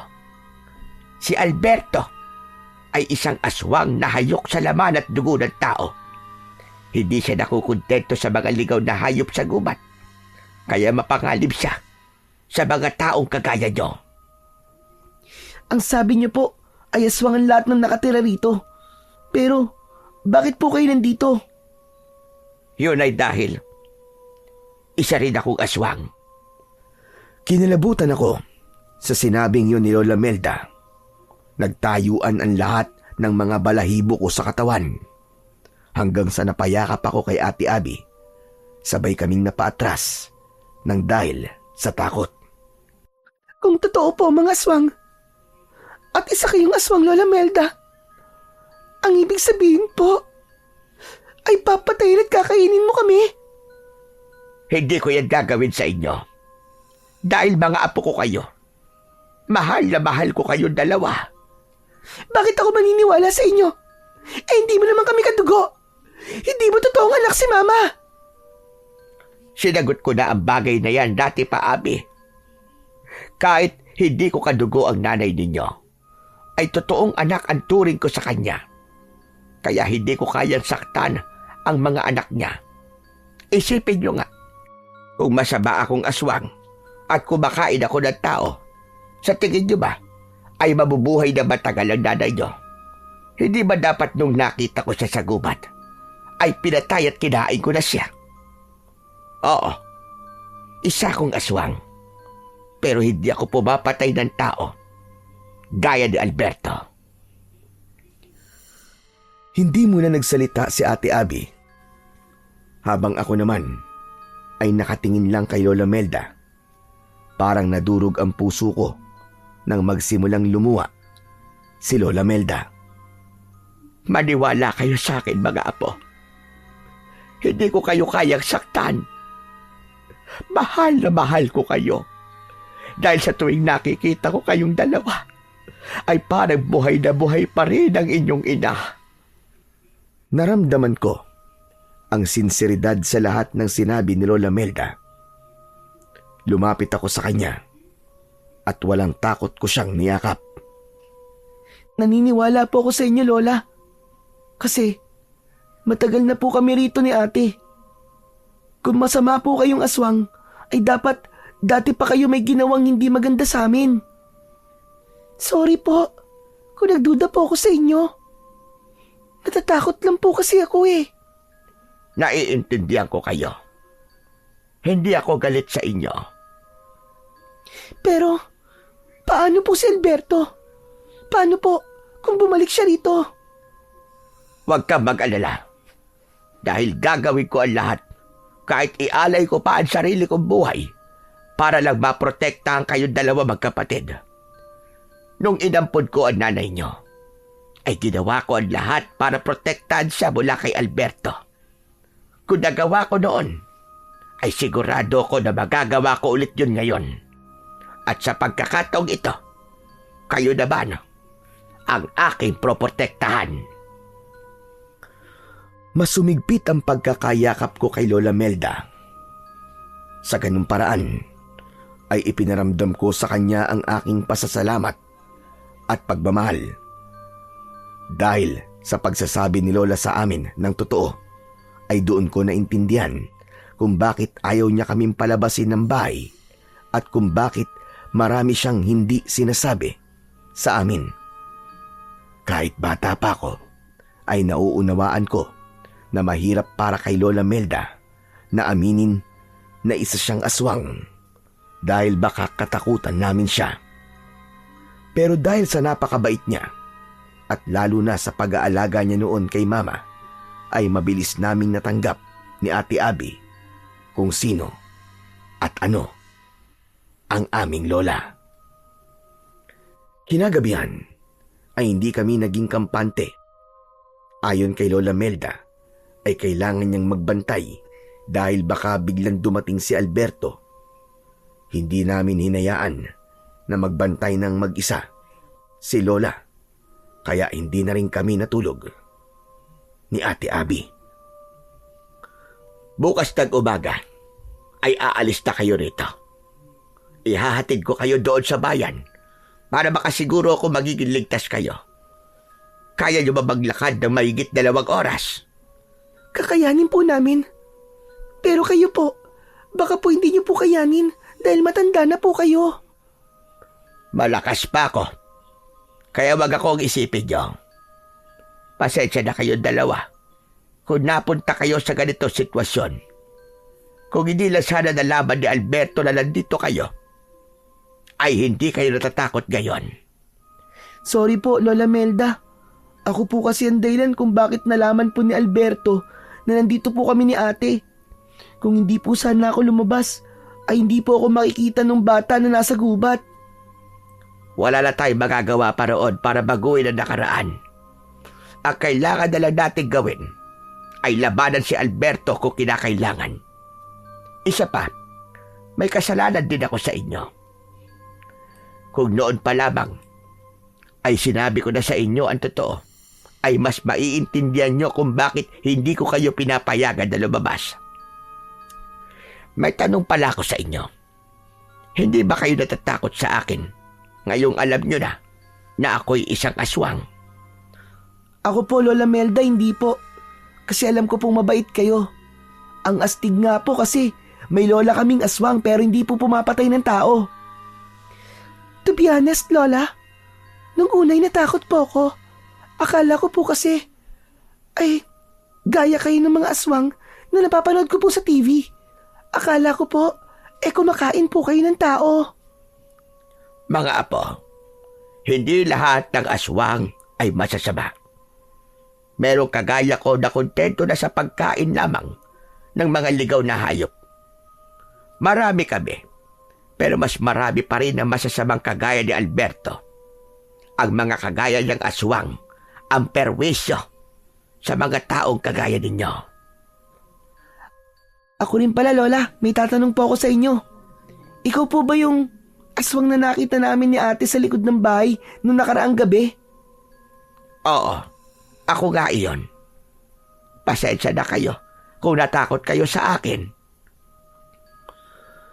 Sa gitna ng pag-uusap namin, ay narinig namin ang boses ni Alberto sa labas. Napasiksik kami ni Ate Abby sa isang sulok dahil sa labis na takot. Melda! Melda! Ilabas mo ang mga apo mo! Ibigay mo sila sa akin! Nag-usap na tayo kanina. Hindi mo sila pwede saktan, Alberto. Hindi ko sila ibibigay sa'yo. Hindi mo naman sila kadugo. Kaya bakit ganyan ang pagmamalasakit mo sa kanila? Hindi ko na kaya ang uhaw at gutom na nararamdaman ko. Kailangan ko nang kumain ng tao ngayon! Huwag ang mga apo ko pagdiskitahan mo. Umalis ka na, Alberto. Dahil hindi ka magtatagumpay sa gusto mo mangyari. Biglang tumahimik sa labas. Nakiramdam ako, pero hindi ko na naramdaman ang presensya ni Alberto. Lola, umalis na po ba siya? Wala na po ba si Alberto? Hindi pa. Nararamdaman ko nasa labas pa rin siya, apo. Hindi talaga titigil ang hayop na yan. Hanggat hindi niya kayo nakukuha. Ano po ang gagawin natin, Lola Melda? Kinuha ni Lola Melda ang 2 kutsilyo sa kusina at ibinigay niya yun sa amin ni Ate Abby. Heto, gamitin niyo yan kung kinakailangan. Huwag kayo matakot at magdalawang isip. Nasaktan si Alberto. Dahil kung hindi niyo siya sasaktan, ay kayo at sasaktan niya. Pero huwag kayo mag-alala. Dahil nandito ako, mga apo. Poprotektahan ko kayo. Hindi ako papayag na may magyaring masama sa inyong magkapatid. Takot na takot akong hinawakan ng kutsilyo. Maya-maya pa ay nakarinig kami ng mga kaluskos sa labas na parabang may tumatakbo ng paikot sa kubo. Pinilit kong maging matapang dahil alam ko na walang magandang mangyayari kung patuloy lang akong matatakot. Nagulat kaming lahat nang biglang nagiba ang pinto. Napasigaw kami ni Ate Abby nang pumasok mula roon si Alberto na may nakakatakot na ngisi. Sa isang kisap mata ay nagbago ang kanyang anyo. Mula sa pagiging tao ay naging aswang siya. Nakakatakot ang itsura niya. Naglalaway siya na parabang isa siyang gutom na mabangis, na hayop. Ngunit mas lalo kaming nagulat ni ate nang si Lola naman ang naging aswang. Tumayo siya sa harapan namin ni Ate Abby para hindi makalapit sa amin ang aswang na si Alberto. Subukan mo gumakbang ng isa pa at sisiguraduhin kong hindi mo magugustuhan ang gagawin ko sa'yo. Parehas tayong aswang, kaya hindi na dapat umabot pa sa ganon. Tigilan mo na ang pagpoprotekta mo sa mga taong yan, lalo na't hindi mo naman sila kadugo. Kahit na hindi ko sila kadugo, ay mga apo ko pa rin sila. Alam mo ang kakayahan ko, Alberto. Kaya kung gusto mo pang sikatan ka ng araw bukas, ay umalis ka na. Hindi ako aalis hanggat hindi ko nakukuha ang mga apo mo. Sinunggaban ni Alberto si Lola Melda. Sinalubong naman ito ni Lola at kinalmot niya si Alberto sa dibdib. Sandaling napaatras si Alberto pero agad din yung umatake. Tatakbo sana si Alberto papunta sa amin ni Ate Abby pero mabilis siyang hinawakan ni Lola sa balikat at hinila pabalik. Nanlaki ang mga mata ko nang walang kahirap-hirap na binalibag ni Lola si Alberto. Sinunggaban yun ni Lola Melda at kinagat sa leeg. Nang lumingon si Lola sa amin, ay napasinghap kami dahil hindi kami sanay na makita siya na nasaan yung aswang. Hindi na makakabago nito si Alberto. Kunin niyo ang importante niyong mga gamit at aalis na kayo rito. Nagmamadaling kinuha ni Ate Abby ang wallet niya. Dinala rin namin ang aming mga cellphone.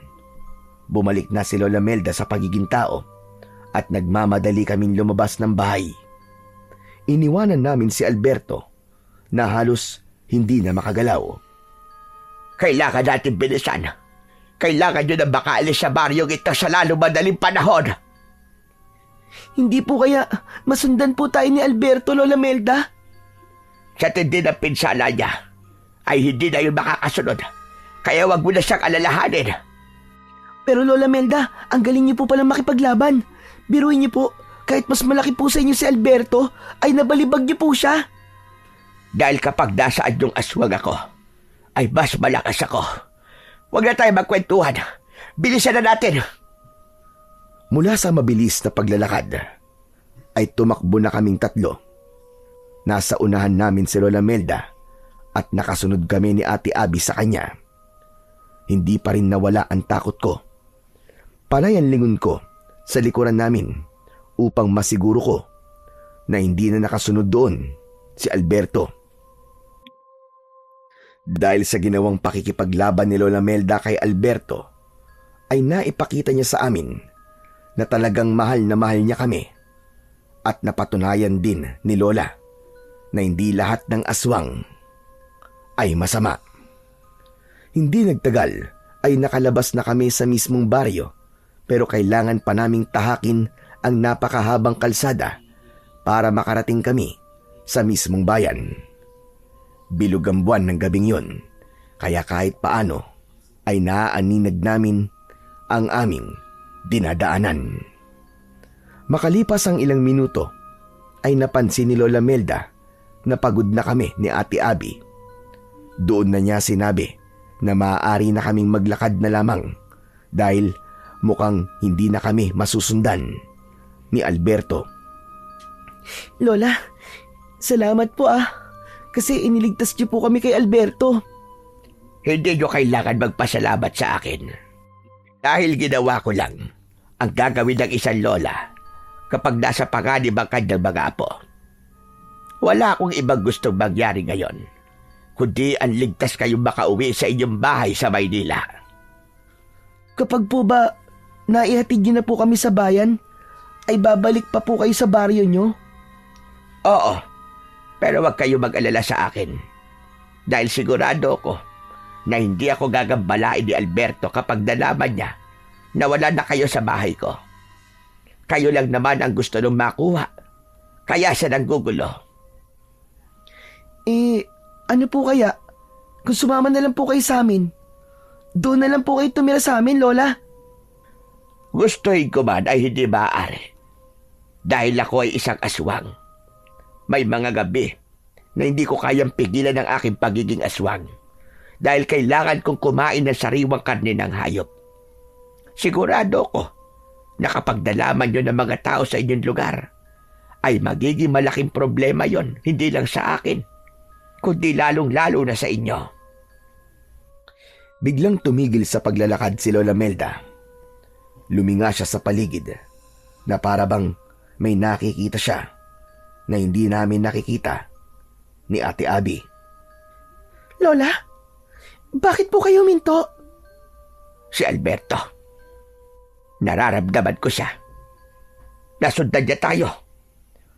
Mabilis kaming nagtago ni Ate sa likod ni Lola nang biglang lumitaw sa aming unahan si Alberto na nasa anyong aswang. Kahit sugatan na siya, ay parang hindi man lang siya nakakaramdam ng panghihina. Agad namang nag-anyong aswang ulit si Lola Melda at inihanda niya ang kanyang sarili sa muling pakikipaglaban kay Alberto. Sa tingin mo ba, Melda, ay hahayaan ko na makaalis sa mga apo mo? Sila ang magiging hapunan ko ngayong gabi. Gutom na ako. Kaya ibigay mo na sila sa akin para matapos na tayo rito.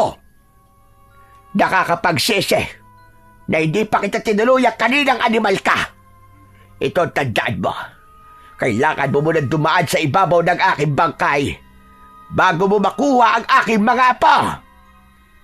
Kung ganon, ay ikaw muna ang papatayin ko para mawala na ang sagabal sa gusto kong mangyari. Sumugod ang aswang na si Alberto kay Lola Melda.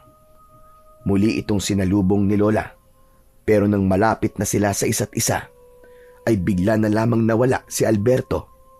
Nagulat na lang kami nang sumulpot si Alberto sa likod ni Lola Melda at bumaon sa likod ni Lola ang matutulis nitong mga kuko. Mabilis na humarap si Lola Melda, pero sinalubong siya ng pagkagat ni Alberto sa balikat. Malakas na napasigaw si Lola Melda nang dahil sa labis na sakit.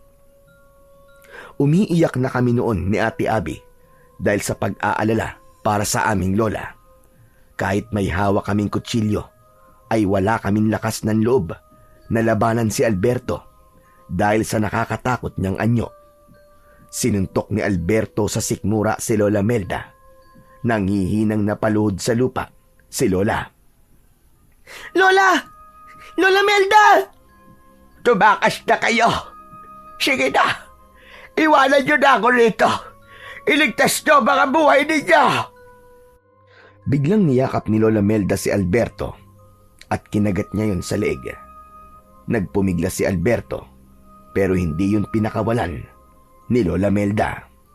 Umalis na kayo habang kaya ko pang pigilan ang hayop na ito. Sige na mga apo, umalis na kayo. Pero Lola, hindi ka po namin pwedeng iwanan. Huwag niyo akong intindihin. Kaya ko ang sarili ko. Bilisan niyo na. Umalis na kayo. Adrian, tara na. Sundin na lang natin ang sinasabi ni Lola. Labag man sa aking kagustuhan na iwanan si Lola Melda sa ganung sitwasyon, ay wala na akong nagawa kundi ang sumama kay Ate Abby sa pagtakbo palayo. Nalagpasan namin sina Lola Melda at Alberto na nagpapambuno. Ate, si Lola, baka kung anong mangyari sa kanya. Wala na tayong magagawa para tulungan siya. Kailangan nating iligtas ang ating mga sarili. Hindi ko napigilang lumingon at nanlaki ang mga mata ko nang makita kong binuhat ni Alberto si Lola Melda at ibinalibag sa gitna ng kalsada. Padapang bumagsak si Lola at hindi na siya gumalaw. Ngumisi si Alberto at mabilis siyang sumugod papunta sa amin. Ate! Si Alberto! Nagulantang si Ate Abby nang makita niyang palapit sa amin si Alberto. Ang buong akala ko ay tatakbo siya, pero iniharang niya ang kanyang sarili. Matapang niyang itinutok sa aswang ang hawak niyang kutsilyo. Huminto ang aswang ng ilan dipa ang layo sa amin at nakakaloko siyang tumawa. Nagmala ka pala sa iyong lola. Parehas kayong matapang, ining. Pero kung inaakala mo na matatakot ako sa kutsilyo mo, ay nagkakamali ka. Huwag na huwag mong sasaktan ng kapatid ko. Huwag mo na subukan. Dahil hindi ka magtatagumpay. Kung gusto mo makakain ng tao, ay ako na lang ang kunin mo. Hayaan mo na lang na makaalis sa kapatid ko. Hindi ikaw ang magdidesisyon kung sino ang kakainin ko sa inyong dalawa. Gusto ko kayong gawing hapunan ngayong gabi, kaya walang makakaligtas ni isa sa inyo. Mas lalo akong naluha dahil sa mga sinabi ni Ate Abby. Hindi ko kasi inasahan na kaya niyang isakripisyo ang sarili niyang buhay kahit palagi ko siyang inaasar at inaaway. Maya-maya pa ay biglang sumugod si Alberto sa amin. Napasigaw ako. Hinila ko si Ate Abby palayo pero ayaw niyang umalis sa kanyang kinatatayuan. Desidido na talaga siyang harapin ang aswang na si Alberto. Inakala ko nakatapusan na namin ni Ate Abby pero bigla kaming nakarinig ng magkakasunod na busina ng sasakyan sa likuran namin. Paglingon namin ay nakita namin ang sasakyan ni Papa na paparating. Dahil sa walang tigil na pagbusina ni Papa ay nakuha ko kagad ang ibig niyang sabihin. Hinila ko si ate papunta sa tabi ng kalsada. Kitang-kita ko ang malakas na pagbangga ng kotse kay Alberto. Sa lakas ng pagkakabangga sa kanya ay lumipad siya at bumagsak sa tabi ng kalsada kung saan ang gilid ay bangin.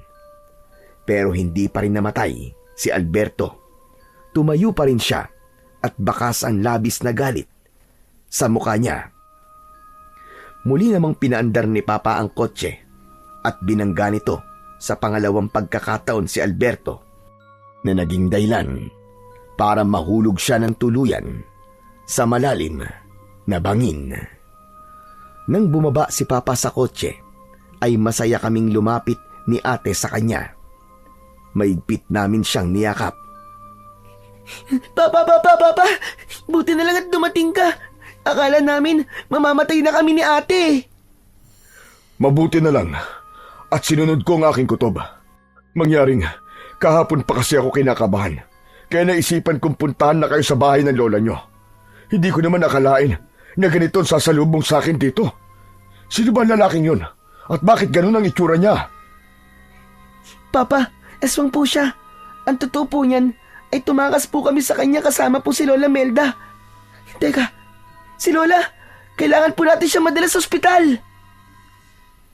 Nagmamadali naming nilapitan si Lola Melda na nasa anyong tao na. Ngumiti siya sa amin sa kabila ng mga sugat niya. Dexter, salamat naman at dumating ka. Ilayo mo na mga anak mo rito at huwag na kayong babalik dito kahit kailan. Kailangan po namin kayo madala sa ospital para magamot po mga sugat ninyo. Binuhat ni Papa si Lola. Inilagay niya si Lola sa backseat at sinamahan ko siya roon. Si Ate Abby naman ay sa unahan umupo. Nang umandar na ang sasakyan, ay doon ko nasabi sa akin sarili na ligtas na kami mula kay Alberto. Tinignan ko si Lola Melda at ngumiti ako sa kanya. Lola Melda, maraming salamat po. Mahal na mahal po kita. Lola, wag na po kayong mag-alala. Kasi, ligtas na po tayo. Nahihirapang ngumiti si Lola Melda. Ipinikit niya ang kanyang mga mata at isinandal niya ang ulo niya sa balikat ko. Nang gabing yun, napatunayan ko na kahit hindi namin kadugo si Lola Melda, ay handa pa rin siyang isakripisyo ang sarili niyang buhay para sa amin ng ate ko. Nang nadala na namin si Lola Melda sa malapit na ospital, ay doon na namin ipinaliwanag kay Papa ang lahat. Wala kaming inilihim sa kanya, kahit pa ang pagiging aswang ni Lola Melda. Nung una, ay halatang hindi niya matanggap ang mga sinabi namin. Pero nang si Lola Melda na mismo ang nagpaliwanag kay Papa, ay doon na siya naniwala. Tinanggap naman ni Papa si Lola Melda dahil alam niya kung gaano ito kabait at kabuti. Nang nakalabas na si Lola Melda sa ospital, ay bumalik siya sa kanyang baryo, habang kami naman ay nagbalik na sa Maynila. Paminsan-minsan ay dumadalaw siya sa amin sa Maynila at nalaman namin na namatay pala si Alberto sa pagkakahulog nito sa malalim na bangin. Ang pangyayaring yon sa aming buhay ang naging daan para magkaayos kami ng tuluyan ng aking ate Abby. Napagtanto namin na sa uli ay kami pa rin ang magtutulungan. Doon ko naunawaan na kami lang ni Ate Abby ang tunay na magkakampi. At yun ang aral na hindi ko makakalimutan magpakailanman.